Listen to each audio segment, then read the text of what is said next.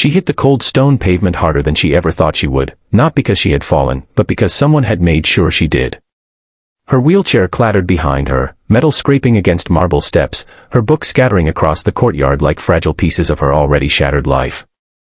The laughter that followed was sharp, echoing between the tall pillars of the university building, louder than the pain burning through her palms. Before we go any further, if you believe in kindness, second chances, and standing up for those who can't stand up for themselves, take a moment to like this video, share it, comment your thoughts, and subscribe to the channel. Stories like this matter, and your support helps them reach more hearts. Emily Carter had already lost more than most people lose in a lifetime. At 20 years old, she carried grief like an invisible backpack strapped tightly to her shoulders. Her father, Chief Petty Officer Daniel Carter, had been a Navy SEAL who never talked about the missions, only about honor. He had promised her, when she was a little girl struggling to walk after a car accident took her left leg, that strength wasn't measured by how fast you ran but by how often you got back up. 2 months ago, that promise became a memory. Her father had been killed during a classified operation overseas. There was no public ceremony, no headlines, just a folded flag and a quiet knock on the door that shattered her world. The prosthetic leg she wore beneath her ripped jeans was a daily reminder of both survival and loss. She had learned to walk again after the accident at 13, enduring surgeries, therapy sessions, and stares from strangers.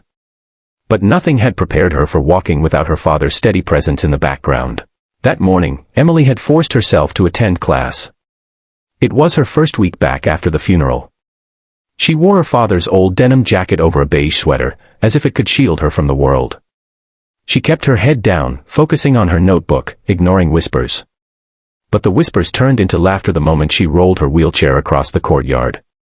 The so-called golden boys of the campus had been lounging near the fountain. They were sons of powerful businessmen, known more for their expensive watches and louder than necessary laughter than for their grades. When they noticed her struggling to navigate the uneven pavement, their amusement sharpened into cruelty. One of them blocked her path with a smirk. Another circled behind her. Their jokes were casual, careless, like they were tossing pebbles into a lake without thinking about the ripples. They commented on her limp, on her jacket, on how she moved. They asked if she needed special parking for broken dreams. Their laughter grew when she tried to maneuver around them. Then, in a moment that felt suspended in slow motion, someone tipped her wheelchair just enough to throw her off balance. Her hands slipped. The chair rolled back. And she fell.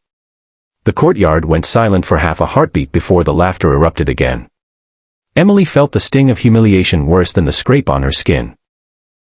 She tried to push herself up, her prosthetic leg awkward against the ground, her arms trembling. She hated that she couldn't move as quickly as she wanted to.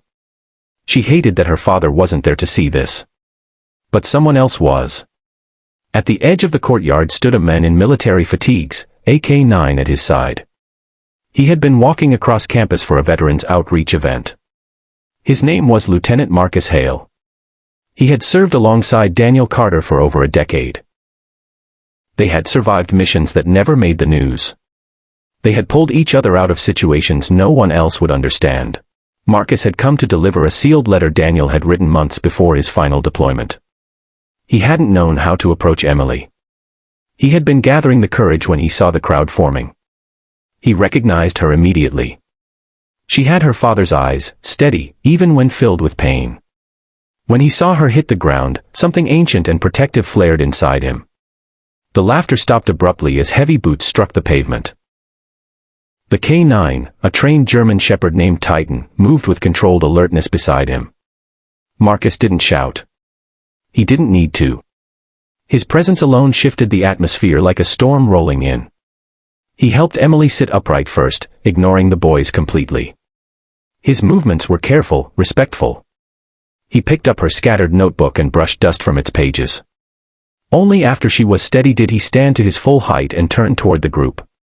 The boys tried to laugh it off at first. They muttered excuses, claimed it was an accident, that they were just joking. But Marcus's gaze was unyielding. He didn't threaten them. He didn't raise a hand. Instead, he spoke about character. About what it means to be strong. About how real courage is shown when no one is watching. He told them he had served with Emily's father. That Daniel Carter had once carried a wounded teammate across hostile terrain for miles without stopping. That the men they mocked had given his life protecting people who would never know his name. The weight of those words pressed down on the courtyard. Students who had been watching in silence began to murmur. Phones that had been raised to record shifted from amusement to awareness. Marcus turned back to Emily and handed her the sealed envelope.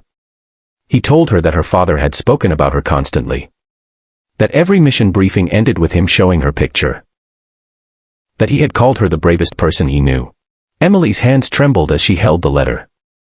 She felt exposed, vulnerable, but also seen. In the weeks that followed, the incident spread across campus.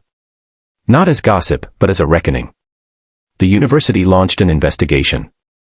The boys faced disciplinary action and mandatory community service at a rehabilitation center for injured veterans.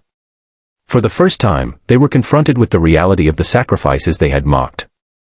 But the real transformation happened within Emily. Marcus began checking in on her regularly. Not as a hero, but as family. He introduced her to a network of veterans and families who had also lost loved ones. She started attending meetings, sharing stories about her father. Each time she spoke, her voice grew steadier. She decided to establish a campus organization dedicated to supporting students with disabilities and children of fallen service members. The first meeting had 5 people. The second had 15. By the end of the semester, the auditorium was full. Emily realized that her father's legacy wasn't folded into a flag or sealed inside a letter. It was alive in her resilience. In her decision to keep showing up. In her refusal to let cruelty define her story. The same courtyard where she had fallen became the place where she gave her first public speech. She stood on her prosthetic leg without the wheelchair, the denim jacket wrapped around her shoulders. She spoke about pain, about loss, and about choosing compassion even when the world feels unfair. The crowd listened in complete silence. Some of the very boys who had once laughed stood at the back, heads lowered, changed in ways they hadn't expected. And somewhere in the quiet space between her words and the applause that followed, Emily felt her father's presence, not as a memory, but as strength moving forward. If this story touched your heart even a little, please take a moment to like this video, share it with someone who needs to hear it, and subscribe to the channel. Your engagement helps spread stories of hope and courage. And before this story ends, I want you to comment the word honor below if you believe that true strength comes from standing up for others. Because sometimes the greatest revenge against cruelty isn't anger. It's rising. It's building something better.